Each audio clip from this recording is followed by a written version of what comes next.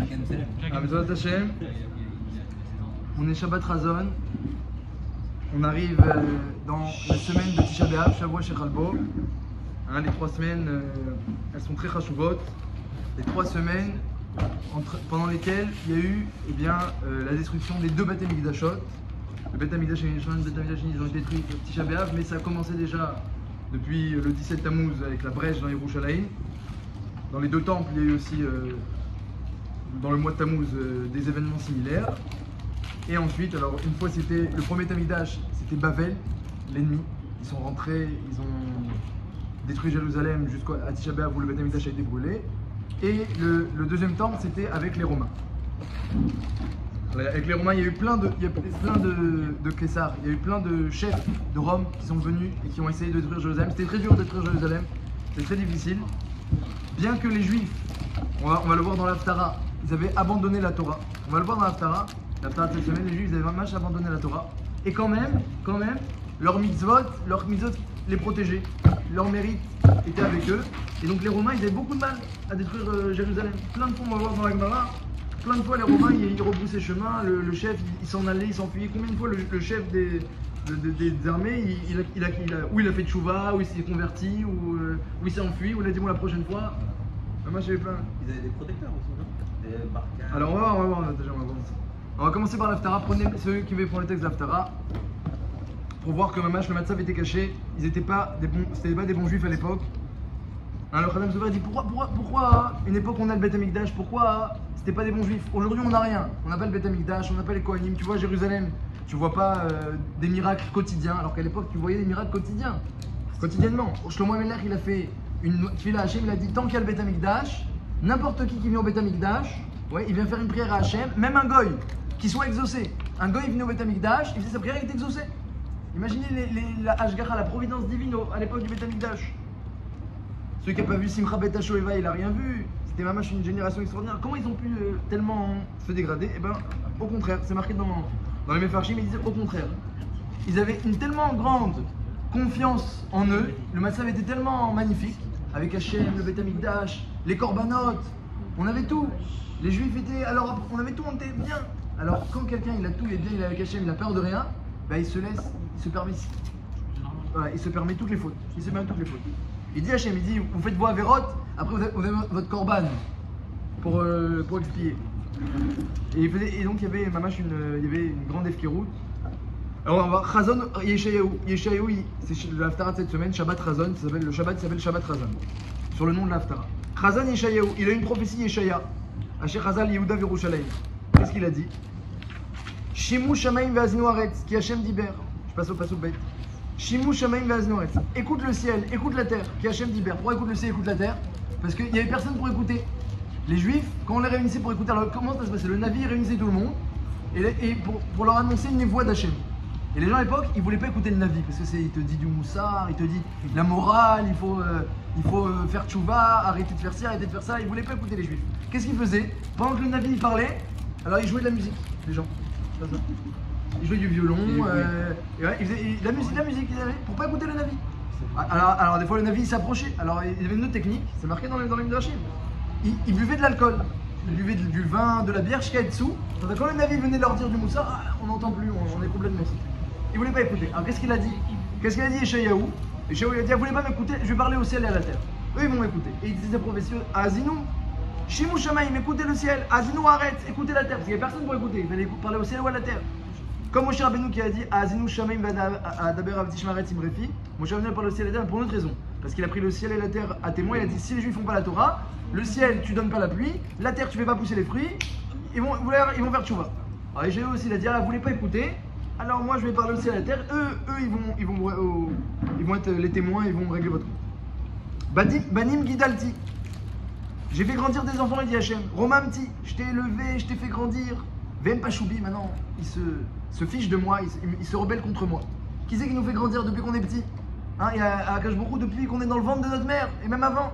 Il s'occupe de nous former, de nous forger, de nous préparer. Ensuite, quand on grandit, il est avec nous. Combien de chesed il y a un enfant, un bébé? Combien de chesed pour le faire grandir, un jeune enfant? Quand je le protège, on voit des fois les enfants, ils tombent, ils se vont. Et bon, Hachem, une Agana, c'est marqué, mais franchement, il m'a qu'ils ont des malachim spéciaux, les enfants, pour les protéger. On voit, ils tombent. Alors qu'un adulte, et un vieux, S'il tombe, c'est une catastrophe. Une vieille personne qui tombe, c'est Sakat Nefashot, on le sait. Combien on entend de gens des gens vieux qui sont tombés, combien on entend? Et un enfant, pourquoi? Que je il protège, il fait du chesed tant que l'enfant il est petit. Et après, quand on arrive, on grandit, alors Hachem, je connais pas. Je connais pas. Yada Shor connaît où? Vechamor Avus Be'alav. Le taureau, il connaît son abreuvoir, son propriétaire. Et le Hamor, l'âne, il connaît son abreuvoir. Ve Israël Loyada, Ami Loïdbonam, Israël ne connaît pas. Hein, vous voyez, ceux qui ont un animal de compagnie, hein, les petits animaux comme ça, ils voient, hein, il y a des chats comme ça, on les voit quand on leur donne à manger, ils reviennent au même endroit toujours. Ou les animaux, les clavim, il vient, il sait la nourriture, où il doit aller, où il va manger dans sa gamelle. Il sait très bien, les animaux, ils savent. Donc ils ont de la reconnaissance. Ils viennent, ils attendent, et ils savent que tu vas leur donner. Kajbourou, il nous nourrit, il nous fait grandir. Et toi, tu attends de lui. Tu te tournes vers lui, il dit Israël Loyada.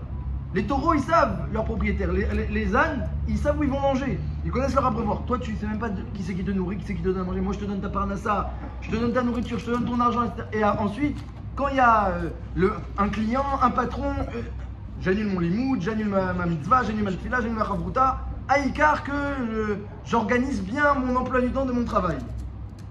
Je comprends pas, il dit Hachem, mais moi avant Hachem, je t'ai fixé de parnassa et je te l'ai amené tout au long de l'année. Et maintenant tu m'oublies comme ça comme rien. Donc le taureau il connaît mieux que toi.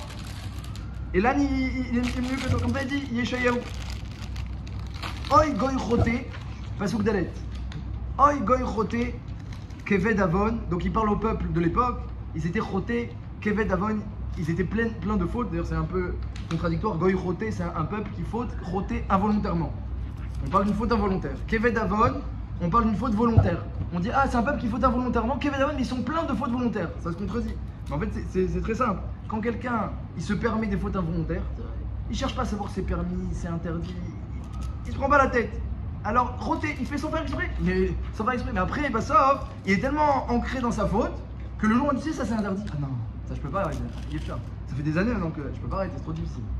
Parce qu'il s'est tellement enraciné dans ses fautes involontaires qu'ensuite bah, tout devient volontaire. Le jour où il apprend, il n'est pas capable. Depuis le début, il fallait être prudent. Et les juifs n'étaient pas prudents. Donc ils rentraient dans leur faute après cette faute. Donc on a un peuple en face de nous, un peuple qui ne fait pas la Torah, qui ne fait pas la mitzvot, et que il a détruit le Beth Amikdash. C'était le premier Beth Amikdash chez Shayahu Ibar. Almetuku Od, en plus c'était les juifs. Almetuku Od. Faut pas croire qu'on les a pas prévenus. Almetuku Od, pasuk E. Tosifu Sarah Kol Rosh la Choli Cholevav. Hachem dit je leur ai envoyé des punitions. Je leur ai envoyé plein de punitions. Et rien, ils écoutent rien. Hachem dit je peux plus leur envoyer de punitions. Ils en ont déjà trop.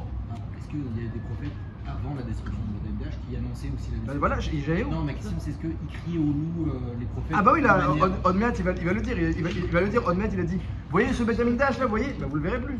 Il va le dire Odmet. Est-ce qu'il y a eu avant la destruction du Beth Amikdash? Est-ce que le rôle du prophète c'était toujours de dire. Oui, plusieurs fois, oui. Les prophètes évidemment ils prévenaient de la destruction du Beth Amikdash, de la destruction de Yerushalayim. Ils disaient vous allez voir, il y aura que une minorité de juifs qui vont être sauvés. Comme ça, il dit le prophète, il les prévient. Alors voilà, c'est ce que dit le Khatam Sofer. On n'imagine pas qu'est-ce que c'est le Beth Amikdash. Nous, on n'imagine pas. Le Beth Amikdash, lorsqu'il était reconstruit, comment c'était magnifique, on va le voir dans la Gadot, comment c'était beau, le Beth Amikdash. Avec les Kohanim, tu arrivais, tu voyais la Shrina. Imagine que tu arrives, tu vois la colonne de nuit, une colonne de lumière comme ça, à l'endroit du Kodesh HaKodashim, la Shrina qui réside sur Israël. Tout le monde se prosternait et chantait devant la Shrina. On voyait les miracles, on arrivait au Beth Amikdash, imaginez, il y avait une tempête de pluie, et il y avait du vent, et tu voyais la colonne de fumée au-dessus du misbar qui montait tout droit comme ça, qui bougeait pas d'un poil. Comme ça. Il y avait plein de miracles. Il n'y avait pas une mouche, alors qu'on faisait des shritot, il y avait du sang, des animaux, il n'y avait pas une mouche. Il y avait 10 miracles quotidiennement de la Mishnah Avot. Et encore, ça c'est sans compter tous les nissim de chacun. Que chacun il venait à Jérusalem, trouvait tout de suite sa maison. Il y avait du révar pour tout le monde, jamais il se faisait piquer par un serpent, pour un scorpion, rien du tout. Alors que tout autour, il y avait plein d'animaux de la sorte. Une ashgacha extraordinaire. Il laissait sa terre, c'est marqué, il laissait sa terre. Il habitait loin lui, il habitait à 15 jours de Jérusalem. La Gemara dit jusqu'à 15 jours de Jérusalem, il fallait monter au Beth Amikdash. Il habitait à 15 jours de marche. Donc il laissait sa maison et sa terre. Alors il dit bon, alors qui je vais laisser? Ma femme, elle doit venir avec moi pour manger le korban. Mes enfants, ils doivent venir, aller à la régale. Ça arrive aussi pour les enfants, les jeunes même qui n'ont pas 13 ans. On les fait monter, aller à la régale. Alors qui je laisse? Qui va garder la maison? Il laisse comme ça, sans surveillance. Il y a des goïms, il y a des choses qui peuvent venir On laisse. La Torah elle promet, tu verras, il va rien se passer. Même les chayot, même les animaux féroces, ils viendront pas manger tes poules et tes agneaux. Comme ça dit la Torah. Et il y avait des nissim extraordinaires. Un jour, il n'a pas voulu monter, il a eu peur pour son champ. Il s'appelait Nevot. Il a eu peur parce que le roi il voulait prendre son champ, il n'est pas monté. Il est resté, il gardait son champ, bah, sauf le roi il lui a pris quand même son champ, même si l'année où il n'est pas monté. C'était un grand païtan, c'était un chanteur extraordinaire. Les gens ils venaient au Beth Amikdash juste pour l'entendre chanter, tellement il chantait bien. Et lui, un jour, une année, il n'a pas voulu monter, tout le monde était très triste. Le Beth Amikdash, comme il n'est pas là, il va pas faire le Chazan, il n'est pas là. Et bah, sauf il est resté pour garder son champ. Achav, c'était le roi qui voulait son champ. Il a tué l'année même pour prendre son champ. Les gens ils montaient, lorsqu'ils montaient, ils faisaient la Torah et les autres comme il fallait, ils avaient une asra extraordinaire. Et donc tellement c'était magnifique le Beth Amikdash, un Nagdimon Ben Gurion. Vous connaissez l'histoire de Nagdimon Ben Gurion? Une fois, il n'y avait pas d'eau pour monter à Yerushalayim. Alors il a pris 12 Mayanot à un goy. Il lui a dit écoute, je te prends 12 puits du goy, tu me donnes toute l'eau, et si je te les rembourse pas d'ici 2 mois, je te les remplis de dinars zahav, je te les remplis d'or. Le goy a dit d'accord. Il a, grâce à ça, tous les hauts, les régalim, tout le monde a pu monter à Jérusalem, ils ont bu les 12 puits, tout le monde a pu monter à Jérusalem, parce qu'il n'y avait pas à boire. Les gens n'allaient pas faire la régal cette année. Et arrivent les 2 mois après, et il faisait chaud, il n'y avait pas un nuage, rien du tout. Qu'est-ce qu'il y a? Il le croise, le gars il dit ah bon, alors aujourd'hui prépare l'argent, parce que là, aujourd'hui tu vois, il n'y a pas un nuage, il fait très beau, ils ont prévu, la météo, ils ont prévu un soleil extraordinaire pendant 3 semaines, prépare ton argent. Et Nagdimon, pas de problème. La journée est longue encore. Qu'est-ce qu'il va Nagdimon? Au bout, pas tout de suite, hein, ne vous inquiétez pas. L'après-midi, après, à Mincha, quand il a recroisé le goy et que le goy a dit ouais, nous alors, où est l'argent? C'est encore l'heure de Mincha, il n'est pas encore le Hashkia, il n'a pas eu le coucher du soleil. Il rentre au Beth Amikdash et fait sa prière, et c'est tout. Imaginez la grandeur du Beth Amikdash. Il rentre au Beth Amikdash, il fait sa prière. Beth Amikdash, c'est les portes du ciel sont ouvertes. Et même aujourd'hui, quand on veut prier, on va au Kotel, alors qu'aujourd'hui, c'est fermé entre guillemets. Mais quand même, parce que c'est fermé, mais c'est quand même l'endroit de la porte, alors c'est plus facile de faire entrer. Et il va au Beth Amikdash, il dit à Hachem, voilà, regarde, on a essayé de faire la lia la régel, et on a donné à boire, on a fait ce qu'il fallait. Maintenant, fais kavod à ton peuple, fais kavod à ton nom, montre que tu as des gens, que tu aimes ceux qui t'aiment. Comme ça il a dit, montre que tu aimes ceux qui t'aiment. Et d'un coup, les nuages ils arrivent, et ça se remplit, la pluie elle tombe, et les puits ils se remplissent, et le goy arrive, et qu'est-ce qu'il lui dit le goy évidemment? Il dit, la shkia est passée. On voyait plus le soleil, ce qui avait passé. Il dit attends, il retourne mettre Amikdash à Nagdimon. Hachem, je t'en supplie, montre que tu fais des nissim à ton peuple. Et d'un coup il y a un vent qui arrive, qui pousse les nuages et on voit le soleil qui fait encore sortir des éclaircies. Le gars il dit ah je sais, hein, c'est pour toi qu'Hachem il a fait tout ça. Il a fait c'est pour Klal Israël, Donc il y avait des miracles extraordinaires, tu rentres au Beth Amikdash. Alors à l'époque les juifs qui voyaient tout ça, ils faisaient des avérotes, ils disaient mais jamais ça va changer, ça ne peut pas changer une chose pareille. Ça ne peut pas changer. Hachem, il veut trop Hachem de la situation, de la proximité. Un père avec son fils. Il est heureux, le fils il est heureux, le père il est heureux, mais le fils il fait n'importe quoi. Et le père il donne au fils tout ce qu'il veut. C'est ça l'époque de Beth Amikdash. Et le fils il profite du père. Mais le père il attend un minimum du fils. Et le fils il fait même pas le minimum. Il tourne le dos. C'est marqué Nazoro Achor dans la phrase marquée. Il tournait le dos à Hachem. Il sortait de Beth Amikdash pas comme nous. Quand on sort de la synagogue, on sort comme ça à reculons un petit peu, ou du côté on sort à reculons. Eux, ils se tournaient le dos même dans la choupe pour sortir. Ils tournaient le dos à Hachem. Nazoro Achor. Et Hachem, il a dit, bah c'est fini. Voilà, c'est fini Beth Amikdash, c'est fini. Vous voulez pas, c'est fini. Alors, dans la Gemara, c'est marqué quand même des sipurim extraordinaires sur la destruction de Beth Amikdash. On va étudier un petit peu. Le premier, il est très connu, mais j'ai des chidushim quand même à dire. Le premier, c'est Kamtsa et Bar Kamtsa. On l'avait jamais dit aussi que c'est Moshe Rabbeinu. On va dire des chidushim. Est-ce que vous savez pourquoi? Vous savez pourquoi c'est comme ça? Non, mais la question c'est qu'on a pas, c'est pourquoi on incrimine comme ça. Voilà, très bien. Le Marshal répond. Marshal répond, mais je n'ai pas entendu la réponse. Hein. C'est dans le Vous l'avez dit que Gitin, nous Et on l'a fait avec Gabriel Benamou Shabbat, son père. Oui. C'est que s'il était rentré, il aurait construit Beth Amikdash. Un tapis volant. Il a fait voler un. Son père, à tel point qu'il a dit au moins créneau le soir, je là pour continuer avec Mara tous les deux. Ça paraît bon, mais bon. J'entends pas ce qu'il dit. Vous savez que les Beth Amikdash allaient être détruits. Oui. Donc l'énervement, tout ça, c'est un peu. Quel énervement? Vous dites là, vous voulez pas de la. Ah, c'est Yeshaya il prévient. Yeshaya il prévient le peuple. Vous savez déjà qu'il allait être détruit. Ouais, mais quand on vit avec la proximité, quand on vit. C'est une des raisons pour lesquelles le C'est vrai, c'est vrai, on le savait, mais le Navi, c'est pas la première fois, c'est la 10e fois qu'il le dit le Navi. On le savait, et il le répétait tout le temps. Mais quand on est dans une situation comme ça, voilà, parce que la situation était idyllique avec Hachem. On n'imagine pas ce que c'est la présence d'Hachem, on n'imagine pas. C'est des moussagim qui nous dépassent.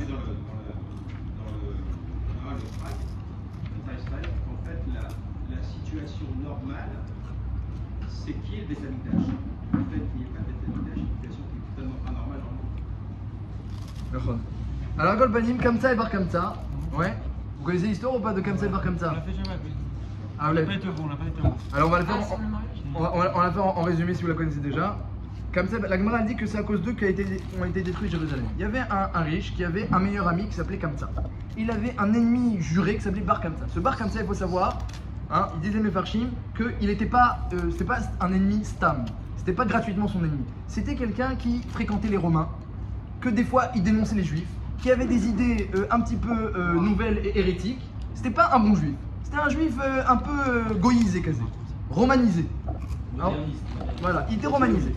Alors donc c'était l'ennemi de cet homme-là, et c'était pas un ennemi, c'était pas Sinatriam, enfin un petit peu Sinatriam, mais il y avait des raisons. Il y avait des raisons. Alors un jour il faisait une fête pour son fils, et il a dit à son chaliard, va inviter mon meilleur ami Kamsa. Là, le chaliard il s'est trompé, et il a invité Bar Kamsa, c'est presque le même nom, Bar Kamsa. Et il est venu donc l'ennemi, il s'est assis, il y avait plein de chachamim qui étaient là, plein de rabbanim qui étaient là pour la fête. Il voit qu'il y a un type pas bien dans la salle, le balabaït, il vient le voir, il dit mais tu t'en vas tout de suite. Il dit comment je m'en vais tout de suite, ne me fais pas honte, je suis venu, on m'a invité, non je t'ai pas invité, tu t'en vas tout de suite. Il dit bon écoute, je paye ma place, je paye mon repas. Ah non, tu t'en vas, je paye la moitié du repas de toute la Séouda. Je paye tout le repas, tu t'en vas tout de suite. Il a pris son vêtement, il a fait sortir. Et les Chachamim, ils ont vu ça, ils ont rien dit. Il a dit Bar Kamsa, ah les Chachamim, ils voient, ils ont rien dit. Je vais aller voir Kessar et ils vont voir de quoi elle boit, je me chauffe. Ils vont voir Kessar, il dit écoute les Juifs, ils se rebellent contre toi. Comment ils se rebellent contre moi? J'ai pas entendu. Si, ils se rebellent. Prouve-moi. Il dit écoute, amène un corban et tu verras qu'ils vont pas l'accepter. Alors Kessar, il prend sa meilleure bête, Eglatilta, la meilleure bête qui existe. Et il la donne à Bar Kamsa, il va l'amener, Bar Kamsa, et on va voir s'ils vont pas l'accepter. Qu'est-ce qu'il fait Bar Kamsa sur le chemin? Il lui fait une entaille dans la lèvre, qui est un moum pour les Juifs et qui est pas un moum pour les goïs. Comme ça, les goïs ne se rendent pas compte de la mise en scène. C'est un mouille pour les Juifs, c'est pas un moum pour les goïs. Il y en a qui disent qu'il a fait dans l'œil. Un Kol Panim, pourquoi? Parce qu'ils avaient un mauvais œil et qu'ils disaient la shonara. Comme ça, ils disaient alors comme ça, Kol Panim, il arrive avec la bête, et ils n'ont pas voulu évidemment faire le corban. Il y avait Pikuach Nefesh, le Kohen Gadol, il était trop anab, il n'a pas voulu être ouvert sur la vera de Balmoum. Donc ils l'ont pas fait. Et Bar Kamsa, sauf il est retourné voir Kessar avec la bête, il dit t'as vu, ils l'ont pas fait. Et de là c'est venu le Beth Amikdash. Kessar a dit ah oui, ils se sont rebellés, il a envoyé les armées, ça a commencé comme ça. Et donc la couchée elle était qu'il a demandé, donc c'est à cause de Bar Kamsa. Pourquoi la Gemara elle dit que tout Jérusalem a été détruit à cause de Kamsa et Bar Kamsa? Kamsa c'était le meilleur ami. Le meilleur ami il a rien fait, c'est le fils, c'est le Bar Kamsa, l'ennemi qui a fait. Alors, le Marchai dit que en fait Kamsa et Bar Kamsa c'était un père et fils. Le père était le meilleur ami de celui qui a fait la fête, et le fils était le pire ennemi. Et malheureusement, le père, il n'avait pas été zoré d'avoir un fils bien, il avait un fils pas bien. Mais le père était bien, le fils était pas bien. Et le père, il n'avait pas été invité du coup à la fête, parce que vu que l'envoyé s'était trompé, il était parti chez Bar Kamsa, donc du coup il n'a pas reçu l'invitation. Donc il n'est pas venu. Ah tu m'invites pas, je viens pas. Et ça ils disent les Mefarshim, c'est une double sinatrinam. Il y a une sinatrinam que tout le monde s'est mis contre Bar Kamsa parce que personne l'aimait ce juif là, parce qu'il est romanisé un petit peu, il a des idées trop nouvelles, personne l'aimait, donc il y avait déjà une sinatrinam par rapport à lui. Et une autre sinatrinam, c'était que celui qui n'a pas été invité, c'est ton meilleur ami. Ah il t'a pas invité, mais c'est ton meilleur ami, va à sa fête. C'est ton meilleur ami, il fait une fête pour son fils. Mais c'est ton meilleur ami. Et alors il a dit ah on m'invite pas, bah je viens pas. Bah ça c'est sinatrinam. Ça c'est vraiment. Moi, on m'invite pas, si c'est mon meilleur ami, c'est quelqu'un qui compte sur moi et qu'il veut que je sois là, parce que je sais que ça va apporter quelque chose à ta Séouda, ça va apporter ta Sibra que je sois là, ça va le réjouir. Bah, il n'y a pas un calme comme ça. Ah non, il m'a pas invité, slicha, je ne viens pas. Il faut voir si est-ce que tu as des bons amis, tu réfléchis et tu verras que c'est comme ça. Ah ouais, il n'y aura pas de Alors problème. attendez, et pourquoi Bonne question. Mais alors la question, bien sûr, je sais pas s'ils s'entendaient, mais ils se parlaient bataille. Mais Al-Compagnie, pourquoi tu dis que Jérusalem était détruite à cause du père? Le père il a rien fait, il est juste pas venu à la fête. S'il avait été là, il aurait vendu le fils. S'il avait été là, mieux que ça. Jamais celui qui organisait la fête, il aurait osé prendre le fils devant son père, son meilleur ami.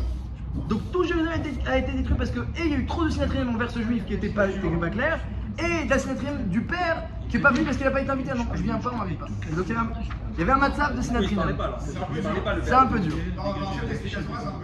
c'est marrant que l'autre, Ouais, qui est quand même à l'origine de ce balagan, finalement, on n'est pas ici, il est dans l'embrouille, il dit rien. On parle des Chachamim, on parle de Kamsa, de Bar Kamsa, mais lui. On ne connaît même pas son nom en plus, il n'a même pas nommé. J'entends. Ça veut dire qu'ils ne se parlaient pas non plus, parce que Non, le père ne c'est une devait pas blague. être au courant que le fils a été une intimidé. blague. Sinon il serait venu aussi. Oui, mais bon. La honte en public, c'est quand même lui qui parle. Ouais, mais bon, c'était comme on a dit, c'était pas un juif. Bisaïon, Berabim et tout ça. Il y a des. Comme il est Comme il a pris Kouros, alors il y a des. On dit ok sur son comportement. C'est ça qu'on fait, c'est ça la reproche. C'est une souga d'Aka, c'est une souga délicate. Mais. La Torah n'a pas les régimes évidents. Voilà. Les régimes évidents, on n'en parle pas. Ceux qui ont pensé faire quelque chose de bien, un Chacham qui laisse faire ça, là par contre, on a une leçon à prendre. Chacun un rachat, on n'a pas besoin d'apprendre. Ah, tu dis autrement. Non, moi je suis pas sûr comme ça. Moi je pense que c'était pas évident. L'autre, C'est c'est pas un rachat. Non, c'est pas évident. Non, le Je dis que dans le rachat, on n'a rien à apprendre. S'il est rachat, il est rachat. Mais dans quelqu'un qui est censé avoir un certain niveau, effectivement, là, on Bien sûr que si, on apprend. Là, le retour par comme ça. Là, ce qu'on apprend, c'est que faire honte en public, ça peut avoir des conséquences A priori, c'est pas ça. monumentales. A priori, c'est pas ça. Mais bien sûr que si. Il vient de dire La preuve que si, parce que sinon, regarde ce qu'il a fait. Il a dit non seulement Ils ont fait honte, ils ont fait honte. Il y a personne qui Ils ont fait honte en public, c'est sûr. Elle est C'est sûr, comme ça. il répond bien. Il dit que même s'il est marqué sur Kamsa et Bar Kamsa, mais Vada, et que la Gemara elle est Madgisha, que le problème c'est qu'ils ont fait honte devant tout le monde. Bah ouais, c'est ça le problème. Donc il est aussi lié, l'autre il est aussi lié. Même si on l'a pas cité, mais il est lié. Akol Panim. Kelfa et Bar Kelfa. Continuons sérieusement. Bien sûr, avec plaisir. Qu'est-ce qui s'est passé? Les Romains ils sont arrivés, vous entendez? Ils ont entouré Jérusalem, ils ont fait un siège. Ils ont entouré Jérusalem, ils ont fait un siège. Ils ont dit on leur fait plus rentrer rien, pas de nourriture, pas de jus d'orange, rien du tout. Il n'y avait plus rien à manger à Jérusalem. Alors il y avait les trois plus grands riches de Jérusalem, Kalba Savoie. Kalba Savoie, Nagdimon Ben Gurion, celui qui avait payé l'eau à l'époque de Damigdash, Tzitzit Akesset, et les trois plus grands riches, ils ont dit nous on peut nourrir Jérusalem pendant 30 ans. 30 ans. 21 ans. Ah, 21 vous dites? 21? Moi, il dit 21, je l'ai bien dit. Il dit c'était 21. Peut-être que le blé, hein. C'est 10 ans chacun en fait. Attendez. Non, moi, c'est pas grave, c'est 30, c'est 30. Effectivement, on a eu 21 ans la semaine dernière. J'ai plus confiance en moi. Non. Moi aussi. Maintenant, Ça dépend. Non. On a eu 21 ans la semaine dernière. Ikadam Resheta, Il y a une autre partie qui Zayelou Bechit et Vesaret. Un, il a dit voilà, moi je vais vous dire qu'est-ce qui est marqué. Un, je vais vous donner le blé et l'orge. Khadamar, moi je vais vous donner Khamra du vin, Milcha du sel, Nishra de l'huile. Et Khadamar, je vais vous donner du bois. Et Chachamim, ils ont dit le mieux c'était le bois. Parce que il fallait beaucoup de bois pour faire même un pain. Donc c'était encore plus important que le blé. Damara Frisda, Akalba Dechite, Bae Shitin. Voilà. Et alors il a raison. Aveleu les Mazon, Esrim Vechatchata. Ils avaient 21 ans de nourriture. Bravo. c'est mon papa, hein, c'est pas Très bien. le souffleur. Alors à Kolpanim, qu'est-ce qui s'est passé? Il y avait les Birionim, les ennemis des Chachamim, c'était des costauds, comme ça. Eux ils voulaient que. Des voyous. Ils voulaient que la bagarre. Donc ils voulaient aller combattre les Romains. Mais les Juifs ne voulaient pas. Donc il y avait les Chachamim, les sages de l'époque ne voulaient pas. Si Hachem il a décrété des xérotes sur le Beth Amikdash, il a laissé aux Romains la force d'intervenir, c'est que c'est pas le moment maintenant d'aller se faire remarquer, d'aller combattre. Les Romains, les Birionim, les puissants, là, les costauds, nous ils font pas de calcul, nous on veut leur casser, on veut casser du Romain. Allez. Les émeutiers. Voilà. Alors, qu'est-ce qu'ils ont fait? Les émeutiers, qu'est-ce qu'ils ont fait? Ils ont brûlé tout le blé et l'orge C'est vrai. pour pas qu'on puisse rester longtemps dans Jérusalem et qu'on soit obligé de sortir et qu'on fasse ensuite la guerre avec les Romains.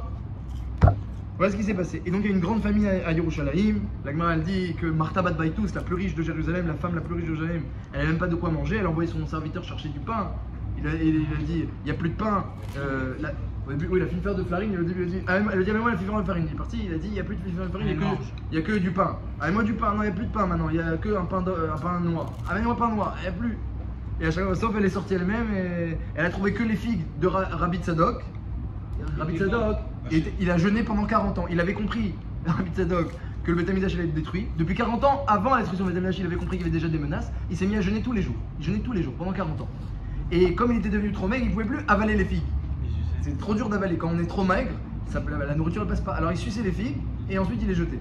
Et Martha Bat Baitus, elle a rien trouvé à manger sauf ces figues-là. Mais comme il était malade, le pauvre Rabbi Tzadok, elle a mangé une et... Ouais. Elle a pas tenu. Ouais, Mamash, elle a pas tenu. Donc après, qu'est-ce qu'elle a fait avant de mourir? Parce qu'elle était devenue malade d'abord. Elle a mis tout son argent, tout son or, elle avait plein d'or, plein d'argent, elle a tout mis dehors. Et elle a dit, regardez à quoi ça sert l'or, à quoi ça sert l'argent. Ça sert à rien. Servez-vous de toute façon, et personne ne voulait servir parce que ça servait à rien. Il n'y a pas de quoi, il n'y a rien à acheter. Ouais, bien sûr. Alors ensuite, Rabbi Yochanan ben Zakkai, c'était le nasi de l'époque. Alors Rabban Gamliel, Rabban Shimon ben Gamliel. Il y avait d'abord Rashbag. Rabban Shimon Gamliel, il a été tué avec Rabbi Akiva. C'est dans les Asara Arogé Malchut. Donc lui, Rabban Shimon Gamliel, il avait été tué par les Romains déjà auparavant. Et son fils, Rabban Gamliel Tsaïr, il était trop petit pour prendre la place. Parce qu'il y avait un nasi, il y avait le chef des Rabbanim, c'était le nasi, qui descendait de la génération, descendait de Hillel et descendait même de David Améler. Donc il y avait le chef, le roi d'Israël entre guillemets, qu'on appelait à l'époque, on l'appelait pas le roi, on l'appelait le Nassi. Comme Yehuda Nassi, comme le nom de Rabbi Yehuda Nassi, c'était le chef d'Israël. Et le fils était trop jeune, donc c'est Rabbi Yochanan ben Zakkai qui a pris la place en attendant. Pendant 2 ans, 2 ans et demi, il a pris la place de Rabban Gamliel qui était trop jeune. Et Rabbi Yochanan ben Zakkai, donc c'était lui le Nassi, en attendant. Et il a dit, il faut qu'on fasse quelque chose, Alors, il est parti voir son neveu. Son neveu, il s'appelait Abba Sikra. Le neveu de Rabbi Yochanan ben Zakkai, c'était le chef des voyous, le chef de la mafia. Le chef des voyous, il s'appelait Abba Sikra, c'était le neveu de Rabbi Yochanan ben Zakkai. Il est parti voir, il dit, vous avez brûlé tout le blé, vous avez brûlé tout l'orge. Les gens ils sont en train de mourir de faim. Ça sert à quelque chose, laisse-moi sortir et aller parler aux Romains et on va pouvoir sauver un petit peu Israël. Il a dit, j'aimerais bien, mais si je dis un mot, ils vont tous me tuer les voyous. Tu crois qu'ils m'écoutent? Je suis leur chef, mais si je dis un mot de travers, ils m'écoutent pas, ils me tuent tout de suite. Alors il dit, qu'est-ce que je peux faire? Il dit, écoute, j'ai une solution, fais semblant que tu es mort. Il a dit à Rabbi Yochanan ben Zakkai, mets-toi dans un cercueil, fais semblant que tu es mort. D'abord dis aux gens que tu es malade, les gens viennent te voir et te faire des contrôles. Après fais semblant que tu es mort et tu sors de... Parce qu'il laissait sortir, les cercueils laissaient sortir, c'est interdit d'enterrer dans Jérusalem. On enterrait en dehors. Donc là les voyous étaient obligés de laisser, les voyous étaient tout autour des Romains, ils laissaient personne sortir. Pour pas qu'on aille faire la paix avec les Romains. Donc les cercueils laissaient sortir. Mets-toi dans le cercueil et on te fait sortir. Rabbi Yochanan ben Zakkai, il a fait savoir qu'il était malade. Après ils l'ont mis dans le cercueil, ils l'ont fait sortir. Quand il arrivait au Romot, il y avait les voyous. Ils ont dit c'est qui? Rabbi Yochanan ben Zakkai, on va l'enterrer. On va vérifier qu'il est bien mort. Prenez une épée, on va l'enfoncer dans le cercueil, comme ça ils ont dit les voyous. Immédiatement arrive le neveu, il dit c'est pas beau, c'est le Gadolador. C'est pas beau. Les Romains vont dire regardez ce qu'ils font à leur roi. Ils le percent avec des épées. Ils ont dit bon alors c'est pas grave, on va remuer le cercueil dans tous les sens, on va voir s'il bouge un petit peu. C'est pas beau, les Romains ils vont voir que le Gadolador tu le secoues dans tous les sens, ils vont dire regarde ce qu'ils font avec leur roi. Ils l'ont laissé passer. Ils ont passé le cercueil. Il est sorti, Rabbi Yochanan ben Zakkai, il est arrivé jusqu'à le Kessar de l'époque. Rappelez-moi son nom si vous connaissez bien. Apasius. Vespasien, bravo. Allez, il est arrivé. Non, En hébreu, il connaît en hébreu. Vespasianus, c'est très bien. Tu t'appelles Jouriel en français, le comment Jouriel en hébreu, c'est pareil. Très bien, impeccable. Il a dit en araméen. Araméen, Ah oui. Aspasius. Numéro 7 de l'Espagne. Donc Vespasien, il est parti le voir. Il lui a dit Shalom Alecha Meler, Shalom Alecha Meler. C'était pas le Kessar en été, c'était voilà, c'était un Sar. Il était que ministre, il y a Agmon, et il était sous les ordres du Kessar. Donc il est parti voir Vespasien, il lui a dit Shalom Alecha Meler. Il lui a dit Techa Agmita doublement, passible de mort 2 fois. Pourquoi? 1, t'es pas venu jusqu'à maintenant, et 2, tu m'appelles roi, je suis pas roi. Ça fait 2 ans qu'il fait déjà. Alors Kessar, tu m'appelles, voilà, il a dit Meler, voilà, il a dit Meler. Alors, Shalom Alecha Malka. Alors il dit je suis pas roi et en plus pourquoi t'es venu en retard et je suis pas roi. Alors je suis venu en retard, il dit je pouvais pas sortir à cause des voyous de la mafia, ils me laissent pas sortir. Et je t'ai appelé roi parce qu'il y a un passage qui dit va Levanon Ba'adiripol, le Levanon, le Liban, va tomber dans les mains du Hadir. Levanon c'est le Beth Amikdash qui blanchit les faux du clan Israël.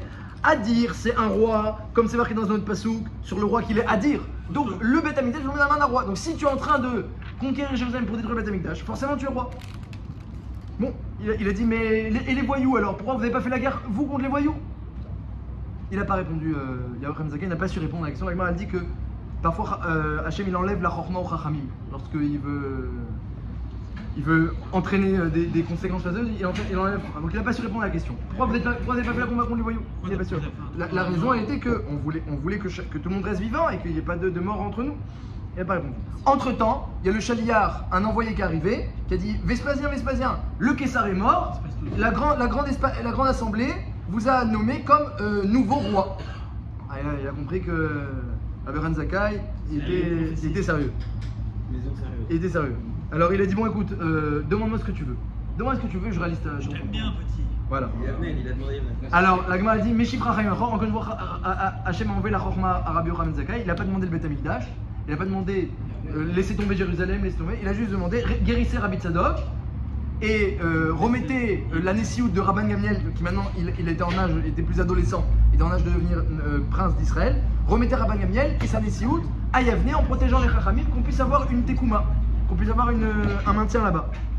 Le Kessar a dit d'accord.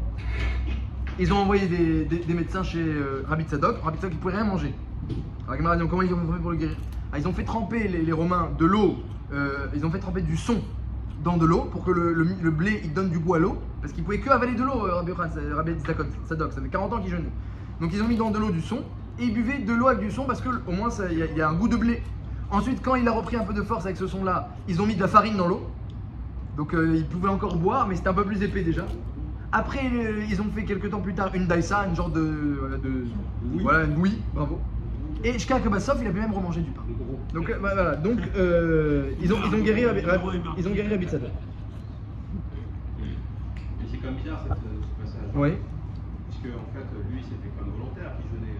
En contrepartie, il y avait tout le peuple qui l'aurait pu sauver. Il l'a pas fait. Qui ça Celui qui s'est porté. Rabbi Yochanan ou Rabbi Yochanan ben Zakkai. Yochanan ben Zakkai, quand il s'est présenté devant le roi, il aurait dû demander laissez tomber Jérusalem. Ouais, mais Satana, elle est bonne. Repousser. Satana, elle est bonne. Oui, mais ils expliquent à Farshim que c'est pas juste qu'Hachem lui a enlevé sa chorma. Il a pensé, mais Maxime. voilà, il a pensé. Ils sont venus tous les Romains pour conquérir Jérusalem. Et pour détruire le Beth Amikdash, ils sont venus pour ça. Ils font un siège maintenant depuis des années. Tu leur dis oui, alors laissez tout tomber, abandonnez tout. Il s'est dit c'est une demande qui va pas être acceptée. Donc il a dit laissez Yavne et Rabbi Tzadok et Rabban Gamliel. Mais la Gemara elle dit qu'ils enlèvent la chorma, Hachem enlève la chorma à Rabbi Yochanan parce qu'un vrai chacham de la Gemara, il sait évaluer exactement ce qu'il peut demander et ce qu'il peut demander. La Gemara dit qu'il aurait pu demander le Yerushalmi. Il aurait pu. Il aurait pu, non. Il aurait pu et il aurait dit oui. Sur ça, il est ridicule. Mais le roi, il est devant Jérusalem, il n'attend qu'une chose, c'est détruire le Beth Amikdash. Il n'était pas en position de roi. Non, mais il était en position de militaire. Mais il a été, non, il était le chef de tous les militaires. Et il a été, attendez, et il a été envoyé pour détruire Jérusalem. Il dit ouais, tu sais quoi, tous tes projets depuis des années, tu annules tout. D'accord, c'est pas maintenant. Il a une mission au départ parce qu'il a une certaine manière. Maintenant, il change. C'est plus sa mission, c'est plus son rôle. Non mais GG, J'entends. ça a du sens. Non, Ça fait j'entends. des années qu'ils sont là. J'entends. Il dit Il comme le ça. dit après le prochain qui arrive, il va Il dit comme ça. Il dit que maintenant qu'il était plus ordonné par quelqu'un, le roi, l'ancien Kessar lui dit détruire Jérusalem. Maintenant c'est lui Kessar, il décide ce qu'il veut, il peut changer son programme. La Gemara elle dit comme Il le dit tout de elle dit suite, le prochain, il va venir que Rabbi avant Yochanan le ben Zakkai Zakkai. aurait pu demander. Mais sur ça c'est marqué Meshif Rachamim Achor, Hachem quand il veut, il enlève la sagesse au Rachamim. Il t'a donné la sagesse, il peut te l'enlever. Donc il a pas. Ouais, bah oui, mais parce qu'Hachem il avait déjà décidé de détruire Jérusalem. Hein. Alors, vous savez, le Nefesh Hachaim dit qu'un juif, Titus, la Gemara elle dit, Titus a fait beaucoup moins de dégâts qu'un juif qui fait une avéra. Hein, Titus, qu'est-ce qu'il a fait? On va le voir dans la Gemara. Titus, il rentre au Beth Amikdash, il a fait des choses pas belles du tout, et il a détruit le Beth Amikdash, il a fait des choses pas belles du tout. Et Al-Kol Panim, la Gemara dit qu'il fait moins qu'un juif qui fait une avéra. Pourquoi? Parce que Hachem, ça fait bien longtemps qu'il avait quitté le Beth Amikdash et qu'il avait décidé qu'il allait le détruire. Et Titus, finalement, qu'est-ce qu'il a fait? C'est comme s'il a pris de la farine qui était déjà moulue et l'a moulu. Il a moulu de la farine. Donc t'as rien fait. De toute façon, le Beth Amikdash, j'avais décidé qu'il soit détruit. La Shrina, elle était partie. Il n'y avait plus rien. Il n'y avait que maintenant, il n'y avait que les pierres. Alors lui, il croit qu'il a détruit les pierres, mais c'est rien. Mais un juif, qu'il y a la présence d'Hachem avec lui. Parce que là, Hachem il est avec chaque juif, Hachem il est avec chaque juif n'importe où, surtout quand c'est un juif qui fait une misot et qui étudie, même la Shrina elle vient au-dessus de lui. Quand un juif il fait une avéra, dit la Gemara, c'est beaucoup plus que ce que l'a fait Titus, parce que Titus il y avait dans un endroit qui était vide de spiritualité, c'était juste une belle construction matérielle, et il l'a détruit. Mais en réalité. Il aurait pu juste détruire, il a fait bien pire que ça. Oui d'accord, mais tout était déjà décidé et la farine était déjà moulue. Lorsqu'il a percé Hachem il l'a fait croire, oui, Hachem il a fait un est. Alors on va le voir. Alors, vous connaissez déjà l'histoire. Alors je peux passer à d'autres histoires. Non? Ah, faut que tu c'est très joli. Alors d'accord. Très joli, c'est chum. Alors à Kolpanim, la Gemara elle dit, alors finalement, Vespasien, quand Vespasien, comme il l'a dit, notre ami Jérôme, Vespasien, de lui-même, il a rebroussé chemin. Et il a envoyé ensuite un militaire Titus, un chef, qu'il y en a qui disent que c'était son fils, pour détruire le Beth Amikdash. Donc il a vu suffisamment de miracles et de chorma pour revenir sur. Puis maintenant il était roi, donc c'est plus très bon en tant que César de faire la guerre. Il est revenu au palais et il a envoyé Titus. Alors Titus, lui, il était encore plus agressif que son père, hein, d'après ceux qui disent que c'était son père. Titus Aracha, tous les jours il blasphémait. Il disait où il est Hachem, et qu'est-ce qu'il fait avec son peuple, et qu'est-ce qu'il protège, etc. Il a au Kodesh HaKodashim, il a fait des saletés, et il a donné un coup d'épée dans le parochet, où le Kohen Gadol il passait dans la parochet pour rentrer le jour de Kippour, et lui il a donné un coup d'épée comme ça, Hachem il a fait un qu'il y a du sang qui a coulé. Il a cru qu'il avait tué Kivyachol. Ah, j'ai réussi à le tuer, tiens. Comme ça il a pensé, j'ai réussi à le tuer. La Gemara elle dit comme ça, elle dit Rachav chez Harag et Tatzmo. Mais c'est un Lachon Naki pour dire il a cru que. Alors il a dit ah, c'est bon, voilà, j'ai gagné contre leur dieu, j'ai gagné. Alors après il est reparti et il a pris le bateau. Et pendant le bateau il y a une grande tempête. Alors il a dit ouh, je vois que j'ai pas fini avec leur dieu là. Parce que alors, c'est connu qu'il sait intervenir dans l'eau leur dieu. Il a fait la mer Rouge et le Jourdain, il sait intervenir dans l'eau. On dit comme ça, la force de leur dieu c'est dans l'eau. Il dit alors, il a dit Hachem, regardez comment il a blasphémé. Il a dit Hachem, viens on voit si tu es capable de me prendre sur la terre. Il y avait une tempête. Viens on voit Hachem, il a dit, si tu es capable de me prendre sur la terre. Hachem il a calmé la tempête immédiatement. Titus est descendu du bateau. Hachem il a dit, je vais t'envoyer la bria, la créature la plus misérable, la plus minime, pour te envoyer. Il a envoyé un moustique. C'est un moustique ou un mouchoir? Un moustique là quand même. Un moustique. Voilà, il a envoyé un moustique. Le moustique est rentré dans son cerveau. Comme ça, par ses chorim, et est rentré et il a commencé à lui faire bzzz dans le cerveau.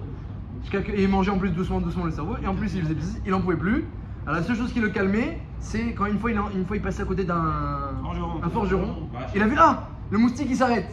Alors il a fait venir un forgeron dans le palais, et il se mettait toute la journée à côté du forgeron comme ça qu'il lui tapait, il tapait sur le fer pour faire arrêter le moustique. Et quand c'était un forgeron juif, il le payait pas. Il y a plein de juifs là où il était Titus. Quand c'était un goy, il payait, il disait Daïlecha que tu me vois souffrir comme ça. Quand c'était un goy, il le payait, quand c'était un juif, il le payait pas. Et bah, sauf, il en est mort de son. Voilà, il en est mort de son moustique. Hachem il dit voilà, tu as vu même un moustique, il a pu avoir raison de toi. La Gemara elle dit que Onkelos, c'était le neveu de Titus. Et il s'est converti. Et ensuite, il a vu Titus qui était déjà mort. Il a vu par le moyen de. Il savait réveiller les esprits. Et il a vu Titus, il a dit alors comment ça va dans le Lamapa? Il dit moi, on me brûle tous les jours, catastrophe. Et il dit qu'est-ce que tu me conseilles de faire? Je te conseille, vas-y, de tuer les juifs et de les faire souffrir, tu verras, tu vas monter au pouvoir direct. Et c'est vrai, c'est marqué, quand quelqu'un fait souffrir les juifs, Hachem me fait monter au pouvoir tout de suite. Pourquoi? Parce que c'est un très bon bâton entre les mains d'Hachem. Donc quand il y a quelqu'un qui. Non, ouais, bah c'est à cause des fautes, qu'est-ce qu'on peut faire? C'est à cause des fautes, la Gemara raconte un sipour. Il y a un passouk très intéressant dans la Torah, dans Mishlei d'ailleurs. Il y a un passouk qui dit Ivelet Adam Tesalev Darko, Ve'al Hashem Zaaf Libo. La bêtise d'un homme, elle lui fait faire des fautes. Et quand il lui arrive ensuite des problèmes, parce qu'Hachem il le punit, quand il a des problèmes, qu'est-ce qu'il fait? Il dit mais Hachem, pourquoi t'as fait ça? Al Hashem Zaaf Libo, il en veut Hachem. Il veut, vous en avez pas ou pas? Hein? Vous en avez pas ou pas? Il dit en attendant on souffre, il dit. Alors je veux dire, il y a un passouk dans Mishlei qui dit comme ça. Les juifs ils font des fautes par leurs bêtises, ils veulent être Adam Teselev Darko, les juifs ils vont dans le mauvais chemin à cause de leurs bêtises, donc ils prennent pas le bon chemin. Et après quand il leur arrive des problèmes, des souffrances, ils disent je sais pas Hachem, pourquoi tu m'as fait ça? Qu'est-ce que je te fais? Pourquoi tu m'as fait ça? À Hachem Zav Libo, il s'est contre Hachem. Alors un jour il y avait Rabbi Yochanan qui a vu le fils de Resh Lakish, il avait un jeune fils Resh Lakish, il l'a écrasé, et il lui parlait de ce passouk, il disait tu sais, c'est marqué dans le 9e, dans Mishlei, c'est marqué un verset que un juif il fait des bêtises et après quand il a des punitions il en veut à Hachem. Il dit ça c'est marqué dans Mishlei, tu sais où c'est marqué dans la Torah? Alors le fils il dit, le jeune il dit pourquoi dans la Torah? Il dit parce que tout ce qui est marqué dans le Tanar, dans le prophète, dans toute la Bible, ça prend forcément sa source de la Torah. Donc s'il y a un passouk qui dit comme ça, c'est que c'est marqué dans la Torah. Et le jeune fils il lui a dit oui je sais où c'est marqué dans la Torah. Il a dit c'est marqué que les frères de Yosef quand ils sont arrivés devant Paro, et Paro leur a pris Shimon et les a accusés des espions. Qu'est-ce qu'ils ont dit? Ils ont dit Massa Hachem Lano. Qu'est-ce qu'ils ont fait Hachem? dis voilà. Alors qu'ils savaient. Alors que c'était de leur faute. Ils avaient vendu Yosef au départ, maintenant ils étaient punis. Donc c'est à dire que, quand il y a un tyran au pouvoir et qu'il se passe des choses comme ça, il faut pas dire Hachem, qu'est-ce que tu nous fais? Il faut regarder ses fautes à soi-même. Les frères ne l'ont pas fait, mais nous on doit le faire. Akol Panim, l'Agma raconte encore un petit sipour. Ah non, c'est déjà l'heure, mais on va finir quand même avec un truc positif. On va essayer de finir avec une histoire positive.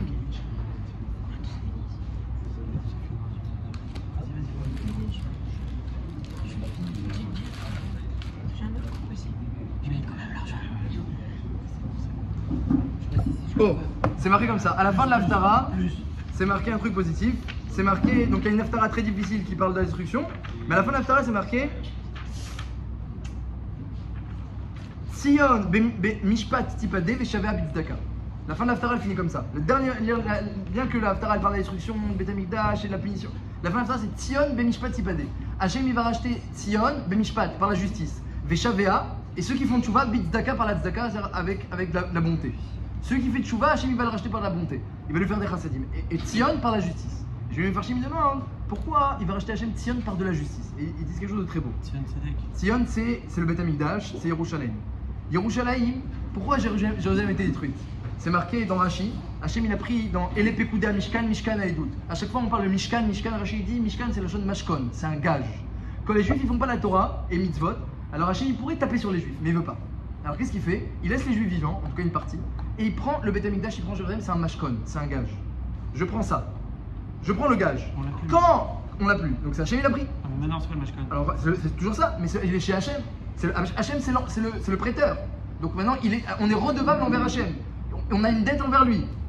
Le Mashkon c'est quoi? C'est le Beth Amikdash. Je vous avais donné le Beth Amikdash, je vous le reprends. Mais je vous le reprends pas de force, comme un gage. Alors quoi? Alors lorsque Shavea Bitzdaka, les Juifs vont faire tchouva, alors Akadosh Baruch Hu, il va recevoir toute tchouva, elle est belle, toute tchouva elle est acceptable. On revient vers Hachem, chacun à son niveau, chacun à sa mesure, on revient un petit effort, un grand effort. Lorsque les Juifs vont faire tchouva, même 2 Shabbats ils gardent, Hachem est prêt à la libérer, et bien qu'est-ce qui va se passer? Eh bien, Tzion Bemishpat Hachem va reconstruire Jérusalem et le Beth Amikdash, mais pas par de la bonté, par de la force, par de la justice. Pourquoi? Parce qu'ils disent ça me revient pas. Le Beth Amikdash était à eux, ils avaient le Beth Amikdash, ils avaient les Kohanim, c'était magnifique à l'époque du Beth Amikdash, tout ça, c'était à eux. Lorsque je leur ai repris, je leur ai pas repris comme un kinyan, comme si maintenant c'est plus à eux, c'est à moi. C'est toujours à eux. Comme quelqu'un qui doit de l'argent à quelqu'un, à un malvé, et il lui donne un gage, ben mettre le gage il est à lui, c'est très bien, c'est à moi, c'est ma montre en or. Et j'attends de la reprendre. C'est-à-dire qu'en fait on a toujours un kécher avec le Beth Amikdash, avec cette période-là, avec Jérusalem, on a toujours un kécher très fort. Juste que c'est dans les mains du prêteur. Le prêteur il attend qu'on le rembourse, comment? Par des mitzvot, par de la tchouva. Et quand on va le rembourser, et bien sûr il sera kivyachol, il sera obligé entre guillemets de le rendre le prêteur. Alors même Hachem, il dit Bemishpat Tipade. Lorsque je vais faire reconstruire le Beth Amikdash, vous allez voir, ça va se passer avec beaucoup de mishpat. Ça va être très clair, très juste, ça va être rapide. Un instant, un éclair. Il n'y aura pas besoin de bonté, de charité, rien du tout. C'est à vous tout ça. Jérusalem est à vous, les Kohanim sont à vous, le Beth Amikdash, les Korbanot c'est à vous. Je vous l'ai juste repris comme un gage. Et dès qu'on sera prêt à rembourser notre dette envers Hachem, alors Akadosh Baruch Hu, il nous rendra le gage avec Midat Adin. C'est encore une plus grande, il dit le Gaon de Vilna, c'est encore une plus grande délivrance que Bemidat Achesed.